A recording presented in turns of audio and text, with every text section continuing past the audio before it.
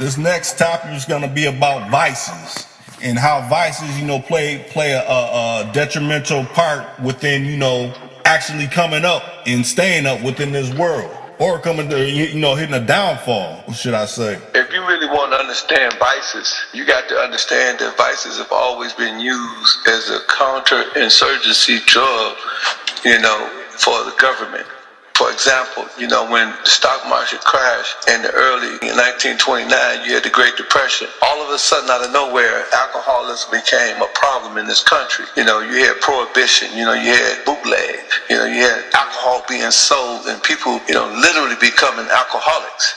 And eventually, even the government, it was such a great drug that even the government, legalized it, legalized alcohol. And right now, today, over, great majority of the deaths in this world, in this country, is a direct result of alcoholism. And people, when they, you ever meet a dude that was sharp as a butcher's knife, and you say, man, dude, the sharpest pencil on the pencil sharpener, and then you see him start drinking a little bit, and then you see him in the club, he's drinking more Hennessy, and you're like, damn, my nigga, you drinking like a motherfucker, And then he just started drinking again. A couple years later, you see him, he's totally tucking out. He's an alcoholic, because, the alcohol was used to neutralize him and to keep him, from ever doing anything, that would have been, counterproductive to the government, It just lingered on. But its initial purpose was to keep people in check.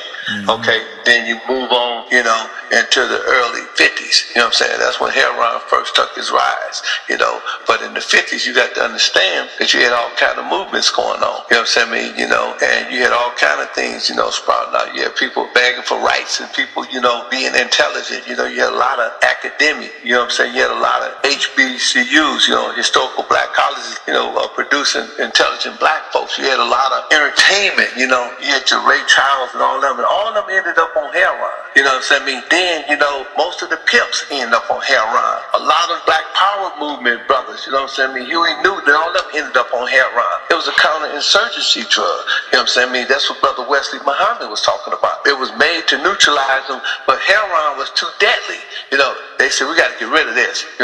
So what they was doing was, while they was letting people, run this course, and people OD on heroin, and whatever happened to them, or people, become addictive and they lost their jobs and their mores and their folkways and their principles, they said, we got to come up with something else. So, they let the heroin linger all the way into the 70s. And then in the early 80s, they said, okay, well, man, have we found some stuff? They said, well, we got the Contra rebels, we got all this stuff going on in Peru, and so on and so forth. We got all this crazy shit jumping off. So what we're going to do is, we're going to set up a drug that, that's going to be real powerful. It's going to have a cocaine base, but we're going to experiment in countries like Peru. We're going to experiment in South Central America, Brazil, all of these countries we're going to experiment at. And while we experiment in these countries, we're going to see what these drugs' effects are. So they put the crack cocaine in all these countries, and they seen that, this drug was very addictive. So the next counterinsurgency drug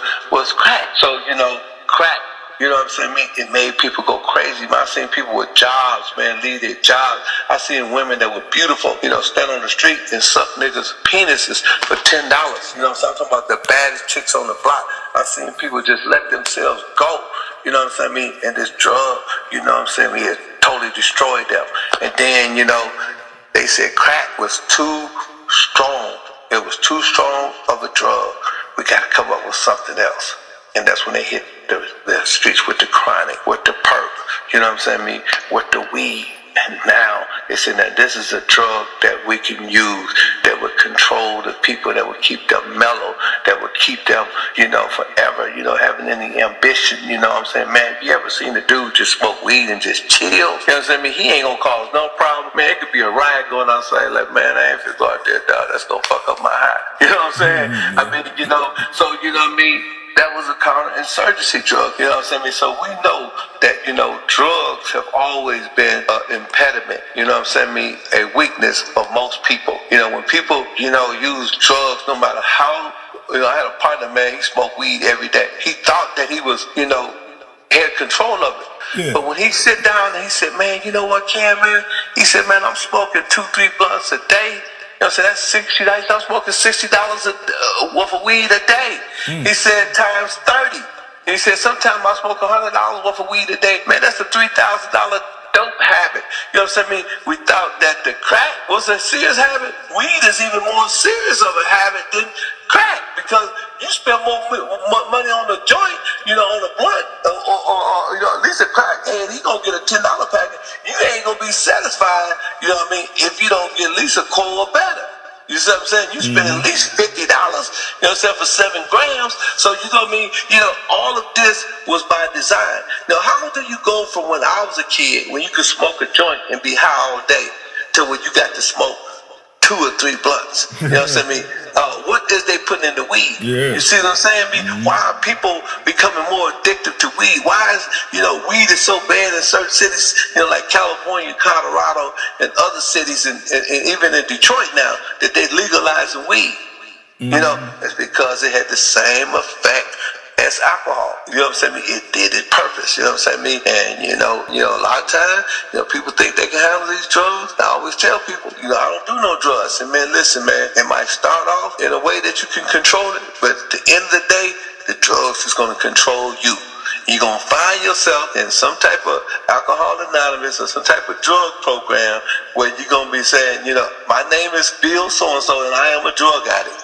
You see what I'm saying? So that's how it works. You know what I'm saying? You cannot control drugs. All of these drugs are manufactured, chemically induced. You know what I'm saying? They're all made to destroy us. So no one can control or handle drugs. I don't care who you are. No one can control or handle alcohol. If you drink alcohol enough, you're going to become an alcoholic. If you smoke weed enough, you're going to become a weed head. If you smoke crack, you're going to become a crackhead. If you shoot heroin, you're going to become a heroin addict. It's just inevitable, because these drugs are manufactured and they are chemically organized and engineered into our communities to serve a purpose. They are counterinsurgency drugs, and what they do is they keep the public in check.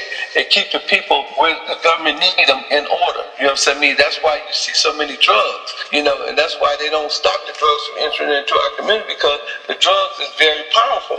You know, they are very good stimulants, you know, so that the government use in order to control their population. You know, like I said, you know, you ain't gonna find too many riots like you did, because they finally found a drug that they can use in the black community, and it's weed.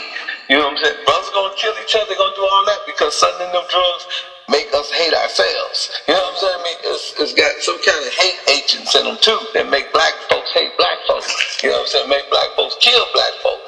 But you know, for the most part, when it comes to black movement and struggle and black power, you ain't got to worry about no weed head get down with none of that. You know what I'm saying? Because it's gonna be too relaxed, it's gonna be too controlled. You know, and that's the real science on drugs.